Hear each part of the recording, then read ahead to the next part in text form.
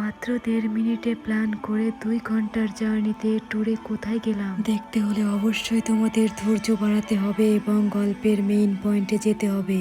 মাত্র 13 মিনিটে রেডি হয়ে আমি আর আমার বয়ফ্রেন্ড রিক্সা নিয়ে বেরিয়ে পড়েছি ঘুরতে যাওয়ার উদ্দেশ্যে। তবে আজ ঘুরতে নয়, বরং একটা ট্যুরে বের হয়েছি। ট্যুরে বেরোলেই তো লাগে অনেক অনেক ডলার, তাই বড়লুক্স বয়ফ্রেন্ড এখান থেকে অনেক অনেক অনেক ডলার তুলে নিল। তোমরা যারা এই বিল্ডিংটা চেনো সবাই তো জানো এটা আমার একান্তই ব্যক্তিগত বিল্ডিং। এই বিল্ডিং এ থাকে শত শত তবে আমি আমার এজেন্সিতে এত বেশি টাইম দিই, তাই এই বিল্ডিং এ টাইম দেওয়ার মতো সময় আমার হাতে থাকে না, যে কারণে এই বিল্ডিংটা দেখাশোনা করে আরো শত শত আত্মা, যাদের আমি প্রত্যেক মাসে অনেক অনেক অনেক ডলার দিয়ে থাকি। প্রায় 15 মিনিট ধরে জার্নি করে অবশেষে চলে এসেছি আমরা দৌলতপুরে। সেই এক ভিনগ্রহ থেকে এলিয়েন এসে আমাকে জড়িয়ে ধরে। এলিয়েন আমাকে দেখে অনেক বেশি খুশি হয়ে যায় আর আমিও খুশিতে আত্মহারা হয়ে এলিয়েনকে বলি, চলো আমরা এখন চা খাই। অনেক দিন পর যেহেতু এলিয়েনের সাথে দেখা, তাই এলিয়েনকে একটু দামি চা খাওয়াচ্ছিলাম।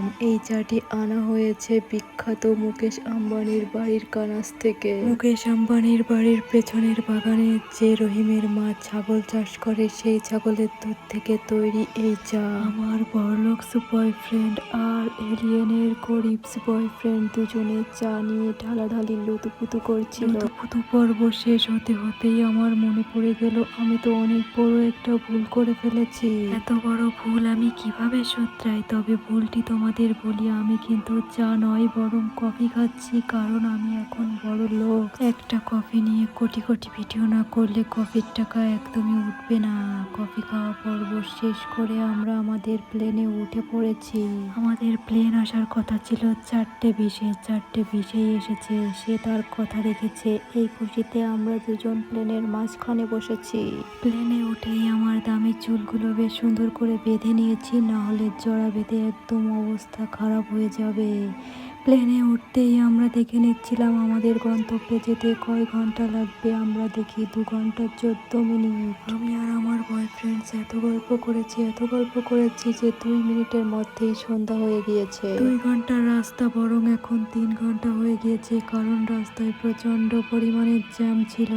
সন্ধ্যা হতেই মুকেশ আম্বানির বাড়ি চলে গিয়েছিল বয়ফ্রেন্ড, আর সেখান থেকে এনেছিল মুকেশ আম্বানির টিনের চাল থেকে ভরা ফ্রেশ জল। শুধু জল আনলে তো চলবে না, কারণ আমার এখন খুব জোর খিদে পেয়ে গিয়েছে, তাই বড়লোকস বয়ফ্রেন্ড এনেছিল কিছু পিঠের কোয়া, তারপর এনেছিল সুন্দর মতো এক বালতি স্পিড। কোটি টাকা দিয়ে কেনা এত এত খাবার খাওয়ার পরও আমার খিদে মেটেনি, তাই বয়ফ্রেন্ড